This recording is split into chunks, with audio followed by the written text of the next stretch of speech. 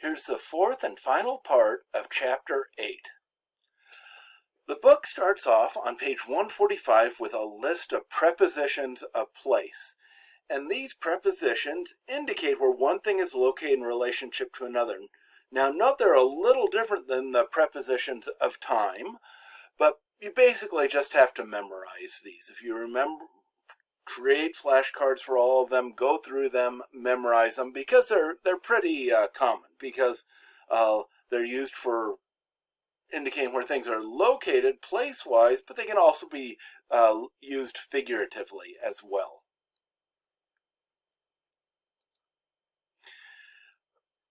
Now we're going to introduce the idea of disjunctive pronouns. Pronouns are generally right next to the verb in French, or pretty close to it, but the disjunctive pronouns are separated from the verb. And so, for example, in the sentence, Jean est plus grand que moi, we have John is plus grand, that means taller than, the plus que expression, taller, more than, more tall than, taller than. Then moi is the pronoun, but it's separated from the verb. So that we call it disjunctive pronoun, and we need to make it a little longer so that because it's not going to just all mix together with the verb. So we have moi. So John is taller than me.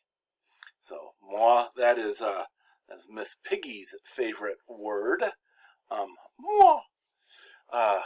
So we have moi, and you might remember these from the pronouns with mem, like myself. There's toi and toi-même, but we have moi, toi, lui, elle, ou soi, nous, vous, eux, or elle. So some of them look like subjects, some look different, but they're what you're going to see when they're not close to the verb. So for example, we have il cause avec toi. Causer is a false friend. It means to chat. So il cause avec toi means he chats with you, or he's talking with you. Toc toc, that's knock knock. Qui est là? Who is there? Moi. So one word answer to a question. Me would be we would use the word moi. So toc toc is knock knock. Qui est là? Who is there? Moi would be me. C'est toi. It's you. Il voit la main à elle. Okay, so here we have il voit, so he sees, la main, the hand, and we want to indicate that it belongs to her. We would say à elle. That's a way of emphasizing who it belongs to. Il voit la main à elle. Now, if his own hand, we might want to say à lui, but à elle, he sees her hand.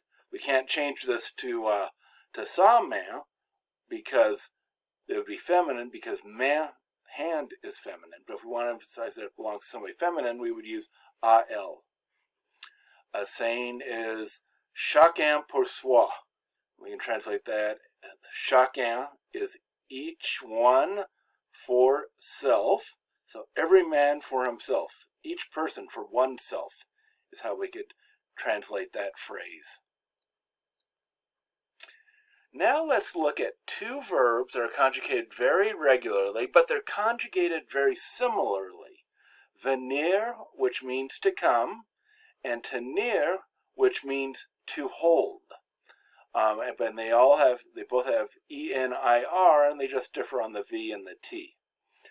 Now, tenir, venir, to come, that's generally the meaning. Tenir, to hold, ooh, that has lots of meanings when it's a transitive verb, to hold something, but a lot of times it's intransitive, and it's tenir a. And that means, so that's like to hold to something, to want, to value, to be due to. There's a lot of meanings that this expression tenir a can have. In the present tense, we would have je viens, tu viens, il vient. So it's all V-I-E-N with the S-S-S-T. And then we would have nous venons, and vous venez for the first plural stem, and ils viennent for the second plural stem. So there's 3 different stems there. Now, if this was tenir, it would be je tiens, tu tiens, il tient, nous tenons, vous tenez, ils tiennent. And the past participle is venu, and since venir is an intransitive verb of motion, it would be il est venu. But tenir is not, so it would be il a tenu. It would be conjugated, tenir would be conjugated with avoir. So here are some exercises. This is going to be, some of them are a little tricky, so work hard on these and use your dictionary, use the textbook, try to do everything you can to figure them out. And when you've written down answers to all of them, come back to the next video and check your answers.